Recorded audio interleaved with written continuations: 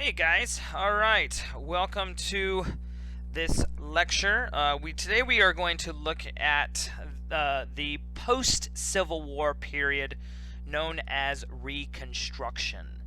And technically speaking, Reconstruction begins in 1863. In fact, Lincoln, before he is assassinated by John Wilkes Booth at Ford's Theater, Lincoln will have begun a process of developing a plan for Reconstruction. And as we will see, that plan was a very lenient plan, and it was a plan that many radical Republicans in Congress did not like because of that leniency. Okay? Now, there are really three phases of Reconstruction. There is wartime Reconstruction, which is under Lincoln.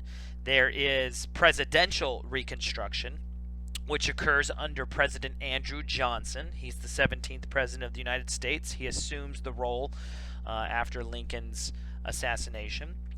And then following Johnson, around 1865, when Congress comes back into session, there is something known as radical Reconstruction, or congressional Reconstruction, as sometimes it is referred to. And we're going to try and talk about these various phases of the post-war period. But before we dive in, let me read to you real quick from the book America, A Narrative History. It says, in the war's aftermath, difficult questions faced the victors. Should the Confederate leaders be tried for treason? How should new governments be formed?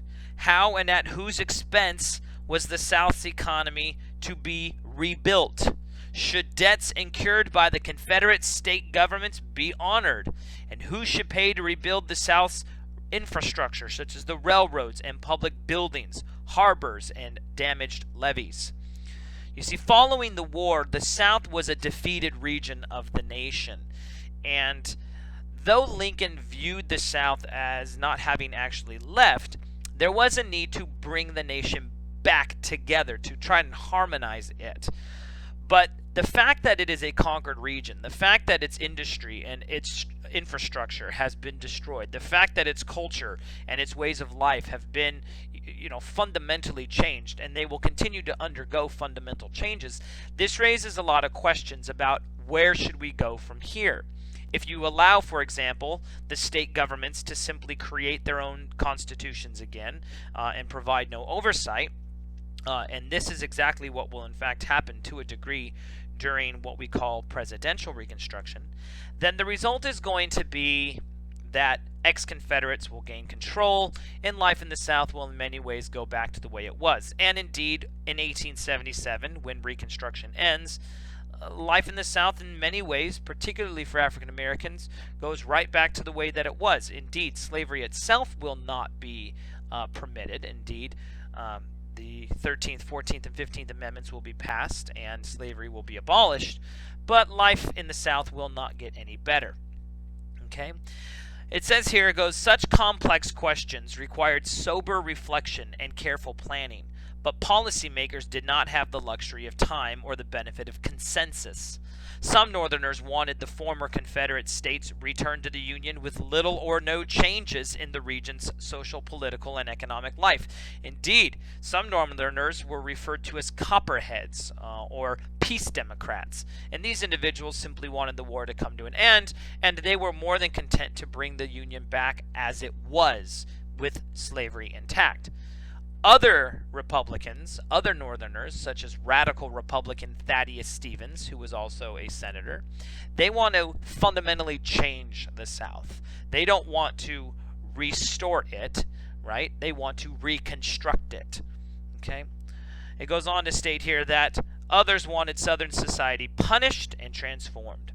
The editors of the nation's foremost magazine, Harper's Weekly, expressed this vengeful attitude when they declared at the end of 1865 that, quote, the forgive and forget policy is merely political insanity and it is suicide.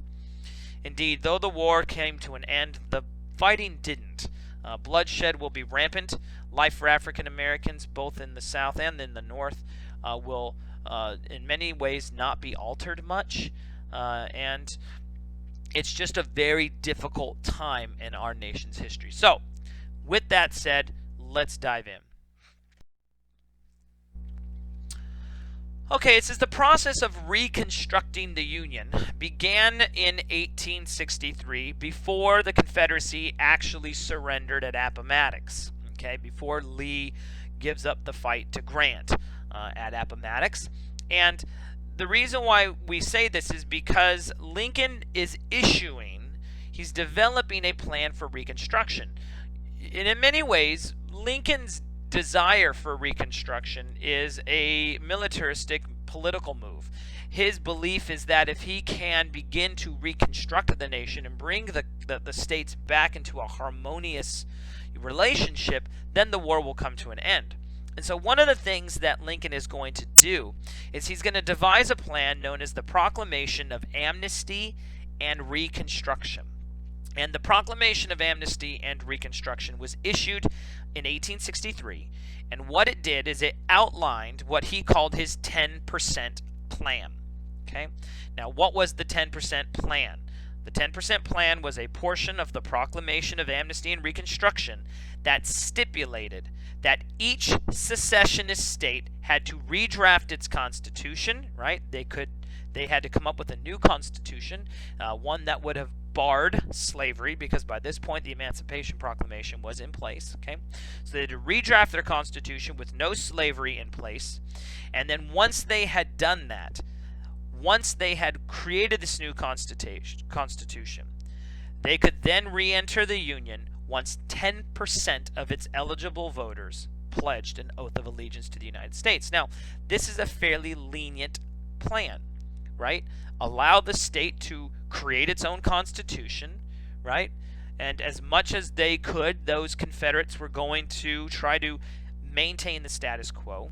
And then Lincoln gives them a pretty lenient deal, right? He's not saying 100% of you have to get behind the United States. I'm only asking for 10%. Just 10% of the total voting population has to pledge an oath of allegiance, redraft this constitution, and then you can come back in, right? Fairly lenient terms. And indeed, as we saw, hopefully you were able to read at some point Lincoln's second inaugural address. Indeed, that is a speech you should have read this week. But in that inaugural address, you'll see that Lincoln says, malice towards none and charity for all. The terms that Grant gave to Lee at Appomattox, right, were very lenient. And so with Lincoln as the head of state, the trajectory of Reconstruction is going to be one of leniency. Lincoln does not want to see more bloodshed. He does not want to see more violence. He simply wants to end this and move on. Now, of course, Lincoln is going to sort of become a martyr, as he himself will be murdered by John Wilkes Booth. And the fighting will not necessarily end right as Lee, surrenders to Grant. Indeed, there will be guerrilla warfare going on. And the violence just on the home front is going to escalate as well. And not just against African Americans either. Indeed, there were some native tribes like the Lumbee tribe who will find themselves victims of the horrors that was Reconstruction. So, this is Lincoln's plan. This is Lincoln's hope. If Lincoln had remained if he had remained alive after the war, we likely would have seen a very different Reconstruction process than we did. So, with that, let's move on. So, many radical Republicans, and these are very right-winged Republicans, very right of Lincoln, they disagreed with Lincoln's 10% plan, right? They thought that the plan was simply too lenient. You see, Lincoln did not want to punish the South. Radical Republicans did. And one of the things that we can honestly say is that I'm sure there was a sigh of relief, at least initially, when Lincoln was assassinated by some of these radical Republicans, because now the roadblock that was in their way, which was Lincoln, is no longer there, and they can begin a process of trying to punish the South. Again, it says here, radical Republicans wanted to punish the South for secession from the Union. They wanted to transform Southern society, and they wanted to safeguard the rights of former slaves. In fact, they were more progressive of their period than others were, because they definitely did, as we will see, try and help newly freed slaves. It says, as an alternative to the 10% plan, radical Republicans and their moderate Republican allies passed something known as the Wade-Davis Bill. Okay, now the Wade-Davis Bill will attempt to modify Lincoln's Reconstruction and Amnesty Plan. It will attempt to make more difficult and more strict Lincoln's 10% plan. Okay, it says under this bill, under the Wade-Davis Bill of 1864, the Confederate States could be readmitted to the Union only after 50% of voters took an oath of allegiance to the Union. And you could be sure that these radical Republicans would have had a much greater hand in forming the new constitutions than perhaps Lincoln would have had. Now, Lincoln pocket vetoes the bill, and this effectively kills it. And so the Wade-Davis Bill doesn't actually go into place. And it's not surprising that Lincoln vetoes it, because Lincoln doesn't want to have that strict of a Reconstruction policy. Indeed, it says here, it says Lincoln offered his last view of Reconstruction in his final public address on April 11th, 1865. Speaking from the White House balcony, he pronounced that the Confederate States had never left the Union. Those states were simply, quote, out of their proper practical relation with the Union, and the object was to get them back, quote, into their proper practical relation. And so for Lincoln, having something like a 50% plan, killing Southerners under grounds of treason, this was not going to bring them back into their proper practical relation. Rather, it was going to create further tension. It says at a cabinet meeting, Lincoln proposed the creation of new Southern state governments before Congress would meet in December. Okay? And the reason why Lincoln wants to do that is because Congress, many of these radical Republicans and some moderate Republicans, are fighting against him. Okay? And again, not to sound harsh, but once Lincoln is assassinated, you can bet that some of these radical Republicans, though they would not have stated it, probably were relieved, because Andrew Johnson, who ran with Abraham Lincoln in 1864, he was a Southerner, but he was also a Unionist. He had remained in the Union when his home state of Tennessee left and seceded. And so Andrew Johnson, whose history is interesting enough, he had been, essentially damning and condemning the secessionists all throughout the war. And his rhetoric was far more in line with radical Republicans, although he was a Democrat. He seemed to come off as someone who was going to punish the South. And so when Lincoln is assassinated, radical Republicans look to Johnson and they think, here is the man who is going to punish and bring a hard, heavy hand down on the South. Now, that's not what Johnson will do, to the dismay of radical Republicans, but at least at first, this is what they must have thought about Johnson, that he is going to punish. He is not going to be like Lincoln. He will be more like us and be strict. Okay? All right, let's move on. Okay, so Lincoln's plan for Reconstruction, of course, dies along with him. It says on April 14th, 1865, John Wilkes Booth assassinated President Lincoln in the Ford's Theater in Washington, D.C. In fact, there was a plot to kill Vice President Andrew Johnson, Ulysses S. Grant, William Seward, and Lincoln. The idea here was that if you could kill all these heads of state, then you could create disarray, and perhaps the war could begin again. Of course, Lincoln is the only one who, in fact, was killed. Okay, and so wartime Reconstruction ends not only with the war, but it ends with Lincoln. Okay, that's the first phase. It's a phase that really didn't get underway, but it was a phase in which Lincoln and the radical Republicans were bantering back and forth over what to do. Once Lincoln dies, Andrew Johnson will effectively usher in what we now refer to as presidential Reconstruction. Okay, and presidential Reconstruction lasted until the end of 1865. Now, when Johnson becomes president, Congress will not be in session. They will be on recess. And so this effectively gives Johnson the freedom to do whatever it is he wants to do. And in fact, when Congress comes back in December of 1865, he will basically tell them the reconstruction of the nation is virtually complete. Now, the term reconstruction, let me rephrase that. Johnson says the restoration of the nation is virtually complete. The fact that he uses the term restoration as opposed to reconstruction sent shudders down the backs of many radical Republicans, because restoring the Union is not what they wanted to do. They didn't want to restore the Union to the way it was. They wanted to fundamentally reconstruct it. But presidential Reconstruction under Johnson is in many ways more reminiscent of Lincoln's plan than it is radical Republicans' plan. So it says here, presidential Reconstruction under Johnson readmitted the southern states using Lincoln's 10% plan. Okay, so only 10% had to give an oath of loyalty, and it granted all Southerners full pardons. Now, there were some caveats to this, right? High-ranking military officials didn't immediately get a pardon, but you could petition for one, and more often than not, Johnson handed it out. But you see, this is not the plan of the radical Republicans, right? Johnson is saying only 10% of you have to give oath of loyalty, and everybody is forgiven. Everybody will be forgiven. Okay? Johnson also ordered the Freedmen's Bureau, which was created under Lincoln's administration. The Freedmen's Bureau, in many respects, was like a help aid to newly freed slaves.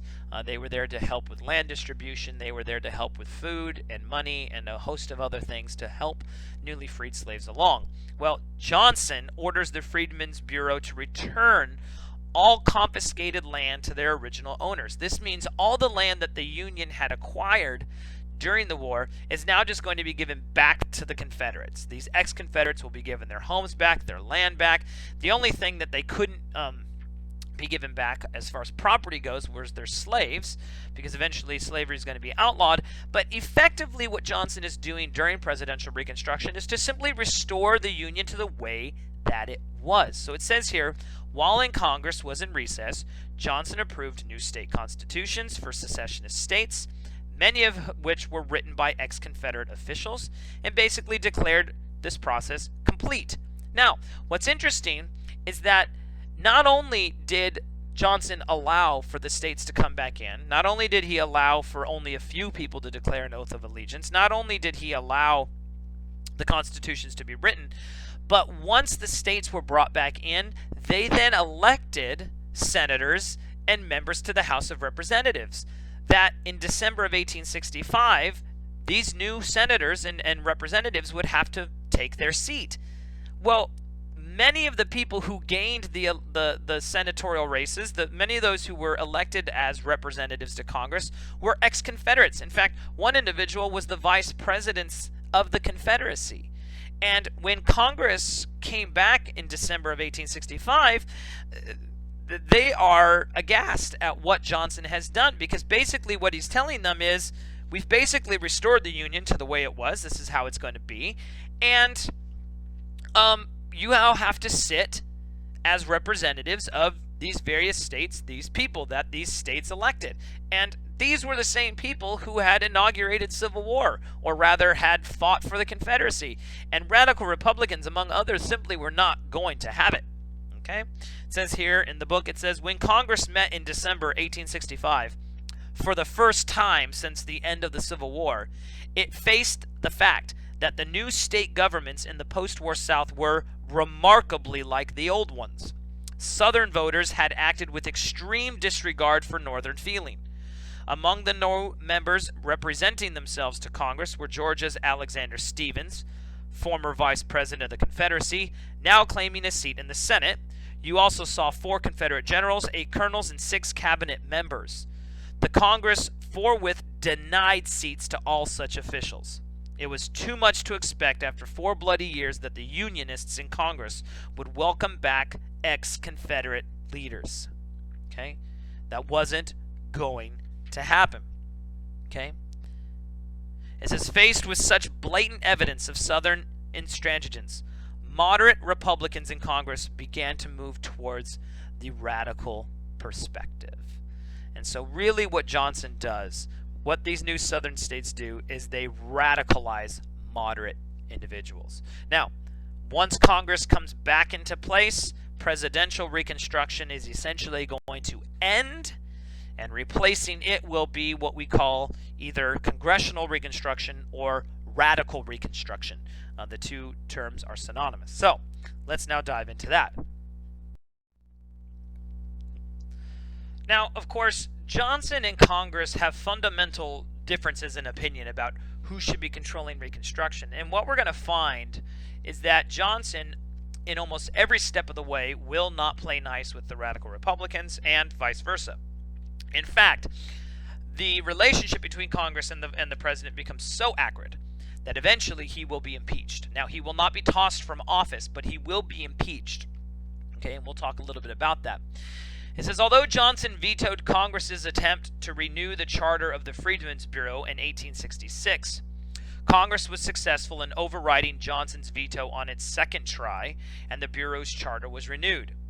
The Congress also passed something called the Civil Rights Act of 1866. Now, the Civil Rights Act of 1866 was vetoed by the president, and the president gave a whole host of reasons as to why the Civil Rights Act of 1866 should not be passed. But he wasn't wrong in asserting that the Civil Rights Act of 1866 was unconstitutional. Recognizing that it was unconstitutional, the Congress eventually amended the Constitution to pass the 14th Amendment, which effectively made the Bill of Rights, the first 10 amendments, it basically made those rights apply to the federal government and the states both. Okay? And so at this point, the 14th Amendment is without a doubt the most important amendment in the Constitution as far as constitutional law goes. Indeed, it is the most disputed amendment that there is. Okay? But the 13th, 14th, and 15th Amendments essentially ended slavery, which is what the 13th Amendment did. It said there will be no more slavery, there will be no more indentured servitude, right? And Johnson is the one who signed that amendment, by the way. I mean, it is under Johnson's presidency that slavery comes to an end, not Lincoln's, okay? And then the 14th Amendment basically grants the newly freed slaves, and all African Americans for that matter, additional rights. It grants them a whole host of things, as they will now be regarded as citizens under the law.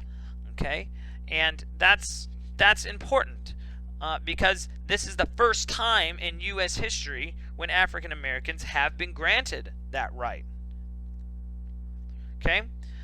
In fact, it says, Amendment 14 says, all persons born or naturalized in the United States and subject to the jurisdiction thereof are citizens of the United States and of the state wherein they reside. Okay? Now, this didn't apply to women, unfortunately. And indeed, many abolitionists, many pro-women's rights and abolitionist groups, some people began to split from one another because the 14th Amendment didn't apply to women. But it's a move in the right direction. Okay? Now, all of this pieces of legislation the radical Republicans are passing in order to benefit and help newly freed slaves in the South. Now, Johnson, doing very little, isn't going to force the South to live up to these pieces of legislation, right? Johnson and many southern state governments simply are not going to abide by these laws. And what you will get is de jure and de facto segregation. You will get Jim Crow, okay? You will get black codes, where effectively, and historians regard newly freed blacks in the South, in the post-Civil War era, newly freed blacks, newly freed slaves, were really slaves without masters. They were slaves in everything but name, okay? Many slaves, having no education, having no property, having no money, simply stayed on the land that they had already been on. And though they weren't slaves, many of them had a difficult time being able to leave, and they ended up becoming what we call sharecroppers. Okay? Yes, the 13th, 14th, 15th Amendment barred slavery and granted African Americans the same rights, voting and otherwise, as everybody else. But in the South, they didn't get to vote. They were intimidated to not vote, right? And so essentially the point I want you to understand is that even though the radical Republicans are attempting to bring about some sense of equality with African Americans, it ultimately fails. Now, what is interesting is that between the years 1865 and 1877, some African Americans do gain political power. They are sent to the representatives, right? They are given political authority. After 1877, when Reconstruction ends and U.S. federal troops are moved out of the South, life goes back to the way it essentially was for African Americans. The economy in the South will change rather drastically, but culturally speaking, socially speaking, life in the South was very much the same after the war, and perhaps what some would argue even worse than it was before. So, but radical Reconstruction is very different. They are trying to help the newly freed slaves, where Johnson simply is not. Okay, let's move on. Okay, it says many Southerners reacted violently to the passage of the Civil Rights Act, which eventually was replaced with the 14th Amendment. Many Southerners reacted violently to the passage, and what you will get is the development and rise of various white supremacist groups, such as the Ku Klux Klan, which came out of Pulaski, Tennessee. Okay, there will be race riots and murders of former slaves occurred in Memphis and New Orleans. Okay, now one of the things you can definitely do if you're interested, it's not a required film, but I do find it interesting. The History Channel has done a history of the Ku Klux Klan. It's called The Secret History of the Ku Klux Klan.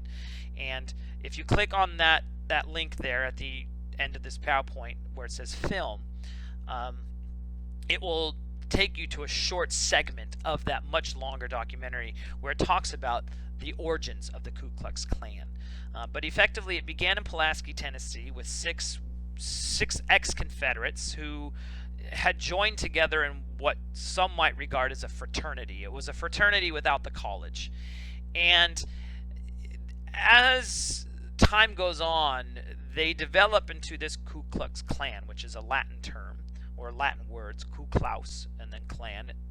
And initially, the Ku Klux Klan didn't necessarily use violence, but they used intimidation. They went out on night rides, and they tried to effectively scare newly freed slaves from exercising their rights. Now, eventually, that quickly turns into use of terror.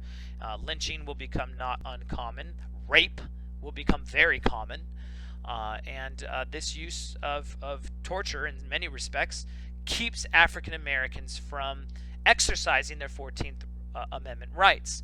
Indeed, if we are under the belief that the Civil War corrected the ills of the South, we are wrong, because 100 years later there's a civil rights movement that will legislatively climax with the Voting Rights and Civil Rights Act of 1964 and 1965. Almost 100 years later, African Americans were still trying to exercise the rights that the Civil War had legislatively granted them, but which society and the South, in many respects, had not allowed them to practice. So, if you're interested in that history, go ahead and click on that. I just think it's an interesting thing. Okay, and let me be quite clear that understanding the Ku Klux Klan is not necessarily and does not have to mean that you condone their actions. By no means do I condone the actions of the Ku Klux Klan.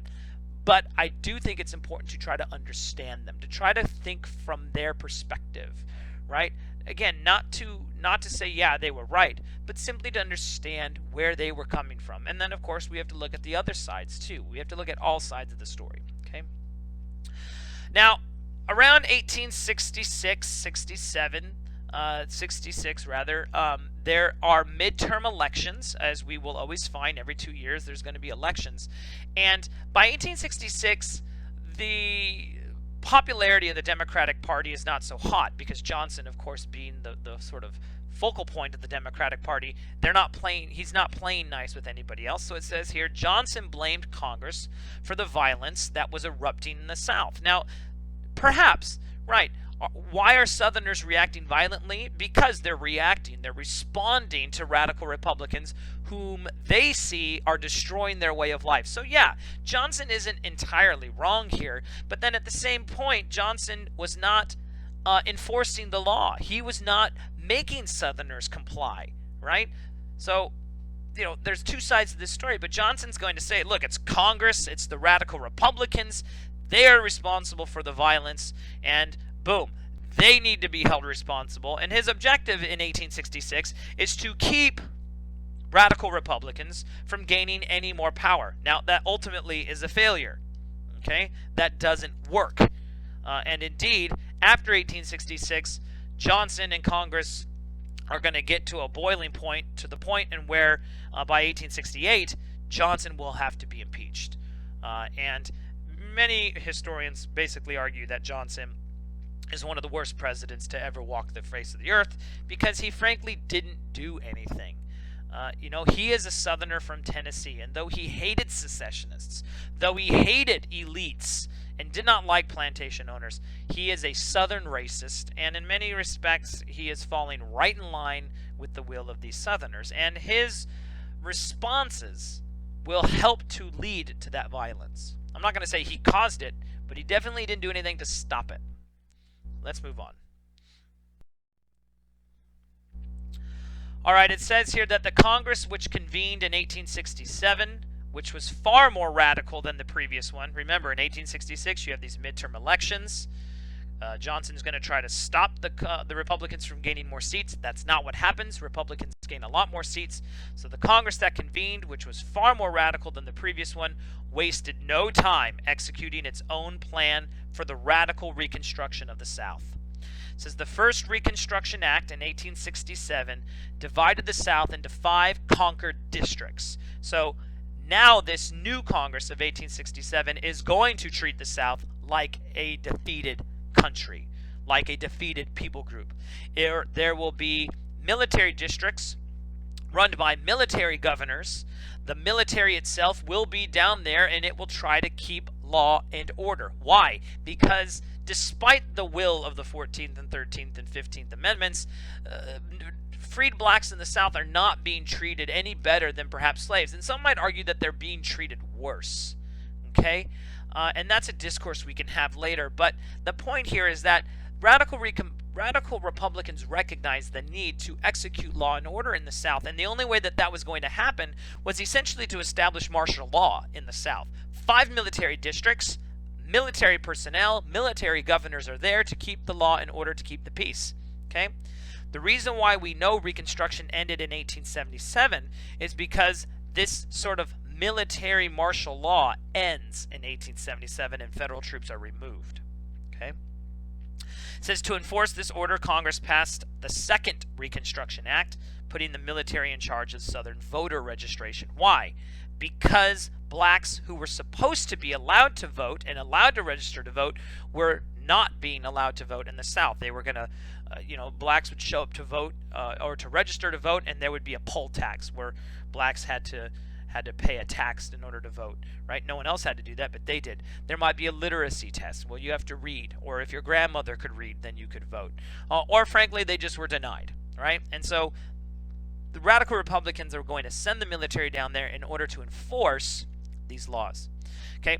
They also passed the 15th Amendment, giving all American men the right to vote. Okay? So, radical Reconstruction in 1867 becomes much more radical, in large part because of the new Republicans who are in office due to the midterm elections in 1866. So, let's move on.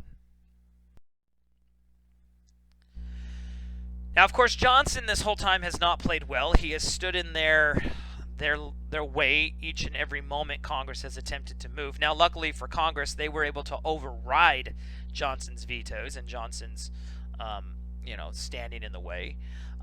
But they recognized, or they felt, that Johnson needed to be dealt with. So it says, in an effort to limit Johnson's executive powers, Congress passed something known as the Tenure of Office Act, which they did in 1867. And the Tenure of Office Act required the president to consult with the House and the Senate, so he had to speak with Congress, before removing any congressionally appointed cabinet members. So if Congress appointed somebody, the president could not remove them. He could not fire them. You see, the idea here is that Johnson doesn't want pro-radical Republican cabinet members, and so Johnson will simply remove them and put his own cronies within the cabinet. And so, in order to limit that type of behavior, they passed the Tenure of Office Act, which again says that Johnson, you cannot remove these people. Okay, it says radicals took this measure in an attempt to protect the Secretary of War Edwin Stanton, a carryover from Lincoln's cabinet and a crucial figure in military reconstruction. It says, when Johnson ignored the Tenure of Office Act and fired Edwin Stanton, they decided to impeach him. They decided to impeach the president. But they do so unsuccessfully. And indeed, many of the charges that they had trumped up on him were not really impeachable offenses. But the point came to a head in which Congress and the president needed to have a line drawn in the sand, and that's exactly what happened with this impeachment.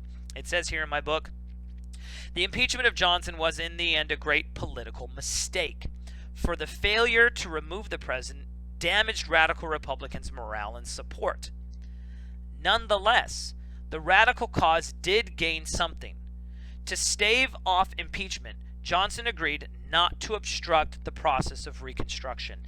And after 1868, after the impeachment, Johnson doesn't stand in the way as much as he could have or had been doing.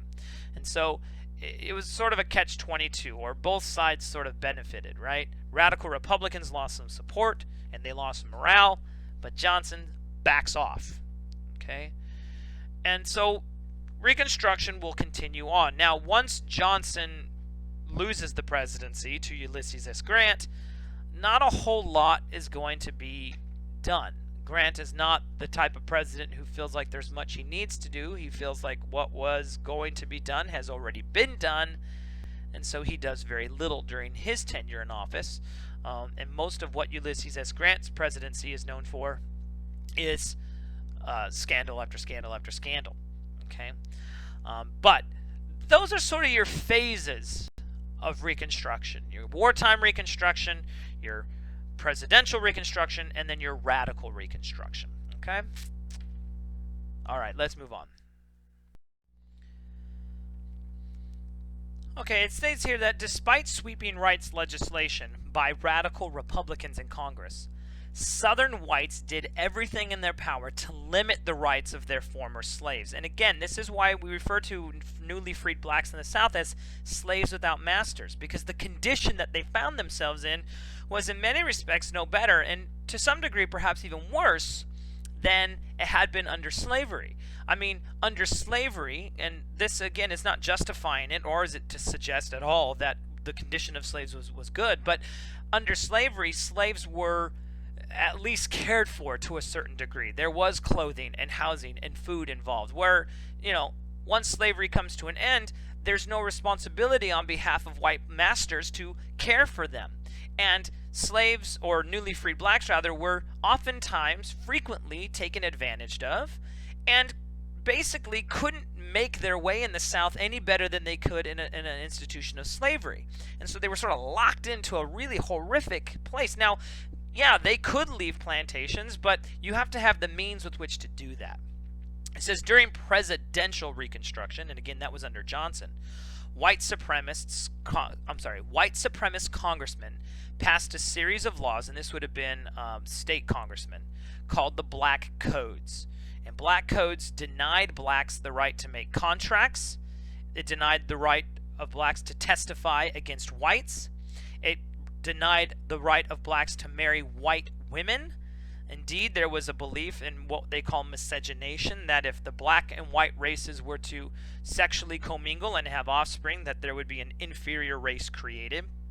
The interesting thing about this, and I'm going to drive down a rabbit hole for a second, is that there is this notion that white women can have black babies, but black women can't have white babies.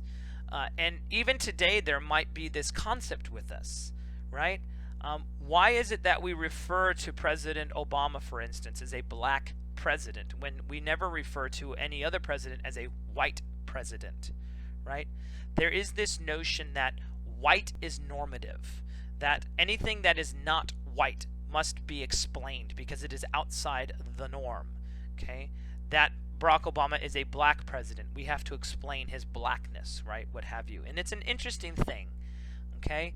And this gets down to a lot of white privilege and other things, and we can talk a lot more about that perhaps through email if you'd like, but I just want to make quite clear that this notion of white and black in the South, particularly with respects to relation and relationships, is something that I think may very well still be a part of what we deal with and struggle with. But I don't want to go too far down that rabbit hole, so I'm going to come back out. But that's one thing that Black Codes didn't allow African American men to do. And so lots of restriction. And ultimately, these black codes are going to establish a type of de facto segregation or de jure segregation. And ultimately, Jim Crow will be legalized in a court case known as Plessy v. Ferguson, where blacks and whites can be separate so long as they are equal. Okay. It says violence by the KKK became so common that Congress had to pass the Ku Klux Klan Act in 1871 to authorize military protection for African Americans in the South. Now, there were people who waged war against the Ku Klux Klan in various states. Now, the difference between the Klan in the 1870s and, say, like the Ku Klux Klan in the 1920s, indeed, the Klan of the 1920s was very large and very politically affluent. The Ku Klux Klan in the South at this time is localized. You do not have a cohesive, harmonious, structured, organized Klan. Okay? There are various chapters, but those chapters are not together. You have a Klan in Alabama and in very specific places in Alabama, right? But they're local and they're relegated to the South, which is why the Ku Klux Klan effectively dies during the latter part of the 19th century to reemerge in the 1920s. And I don't have time to get into why that happens, but it does. But just recognize that the Ku Klux Klan of the 1870s, 1880s, 1890s in the South is not a well-organized, structured organization that has broad appeal across the United States. It is local, it is disconnected, disjointed, and people fight them. Violently, they fight them. So, but because of this type of violence, there is a need to suppress it and fight back. So, let's move on.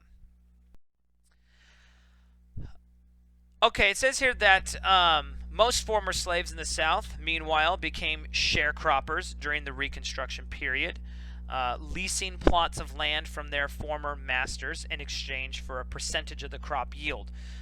So slaves stayed on the plantations that they lived in, but because they didn't own anything, because they couldn't bring any tools to the trade, they had to become what we call sharecroppers. And so the idea behind sharecropping is, I'm going to work on your land, sir, that you own. I'm going to use the tools that you own, sir. I'm going to use the seed that you supply, sir, but I am going to grow and do all the work.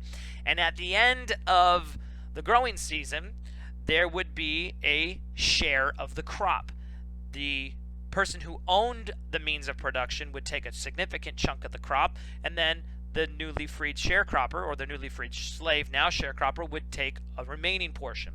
The problem with sharecropping is that it became incredibly crooked. Sharecroppers, because they had no vested interest in the land, they didn't always do the best job. And of course, the white men who owned the land oftentimes used what we called crooked pencils, and they would make the debt. Because remember, the sharecropper is borrowing seed, they're borrowing the land, right? There's a debt that they accumulate. Sometimes they would make that debt more significant than it actually was. And so this was not a good process. And in many respects, sharecropping was no different than being in an institution of slavery. Okay? Now, one of the things I do want you to do is I do want you to watch this film. So click on this film. It's going to give you a basic overview, some more information on sharecropping, because it's important that we understand how this developed in the South at this time. So go ahead and click on that and then move on to the next slide.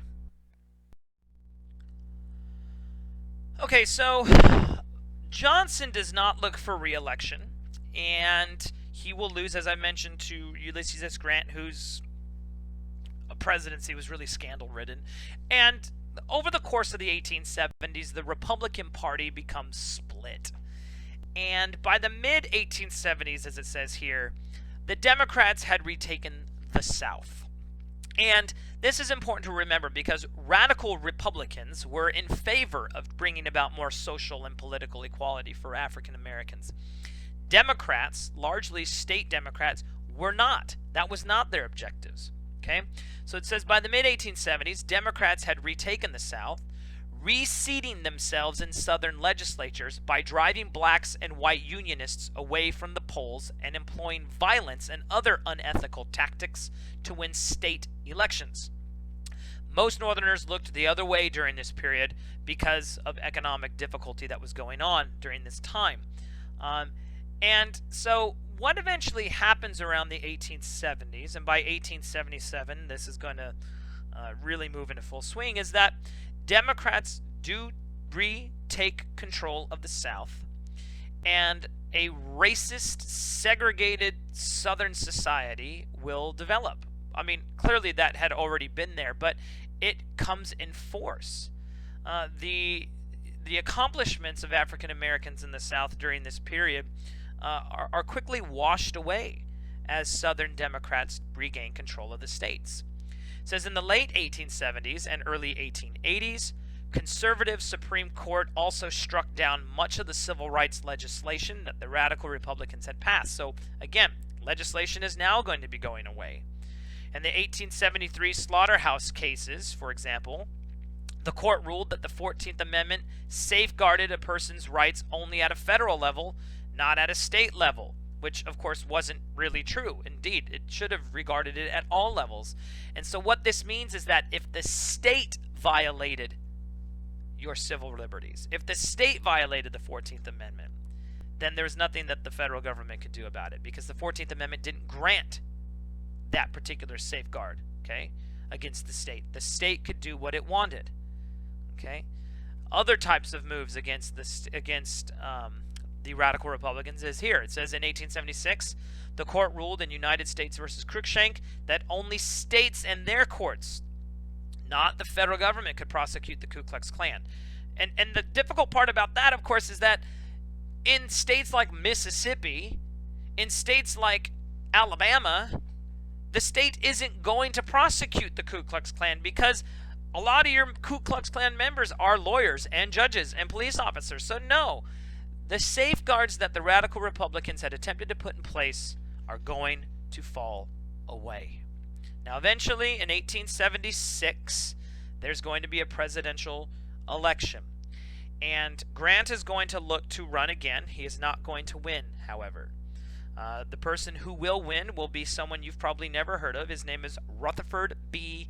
Hayes. Now, Hayes acquires the presidency based upon what we regard as a backroom deal. There was some disputed votes over who was going to get certain votes. I think it was like 15 votes. And ultimately, the Republicans make a concession. The Republicans will say, if we can get the disputed votes, the Republicans will be willing to remove federal troops out of the South. And what this means is that the Republicans traded the South, because once you remove the federal troops, the Democrats are going to retake control of the South. And the Republicans knew this. And so the Republicans said, if you give us the White House, if you put Rutherford B. Hayes into the White House, then we will end Reconstruction, we will remove the federal troops, and the Democrats can retake control of the South. And that's what happened. Let's move on. It says, as the election of 1876 approached, Democrats nominated Samuel J. Tilden, a lawyer famous for busting corrupt New York City politician William Boss Tweeden in 1871. Tilden campaigned for restoration of the Union and an end to government corruption. The Republican Party, on the other hand, chose the virtually unknown Rutherford B. Hayes. Many Northern voters, tired of Reconstruction and hoping for more federal relief because of the Depression, they voted Democrat. Ultimately, Tilden received 250,000 more popular votes than Hayes, and 184 of the 185 electoral votes needed to become president. Okay, but you can see, he only got 184, not 185. Who's going to get the disputed votes, the electoral votes? Ultimately, Rutherford B. Hayes in this backroom deal, and ultimately Hayes will end Reconstruction in 1877. It says, with the election result hanging in the balance, Congress passed the Electoral Count Act in early 1877, creating a 15-man commission, 8 Republicans and 7 Democrats, to recount disputed votes in South Carolina, Louisiana, and Florida. Not surprisingly, the commission determined by an 8-7 vote that Republican Rutherford B. Hayes had carried all 3 states. Resentment and political deadlock threatened to divide the country, but both parties were able to avoid division and strike a deal with the Compromise of 1877. And the Compromise of 1877, again, The Democrats agreed to concede the presidency to the Republicans in exchange for the complete withdrawal of federal troops from the South. Hayes became the president, he withdrew the troops, and ultimately ended Reconstruction. Now, what I want you to do is to watch the film. If you click on the words ended Reconstruction, there's a film there, it's about 10 minutes, and it will cover the final moments of Reconstruction to sort of conclude this lecture up. So, go ahead and watch that. Otherwise, go in peace. Be warm and filled. May the force be with you, and live long and prosper.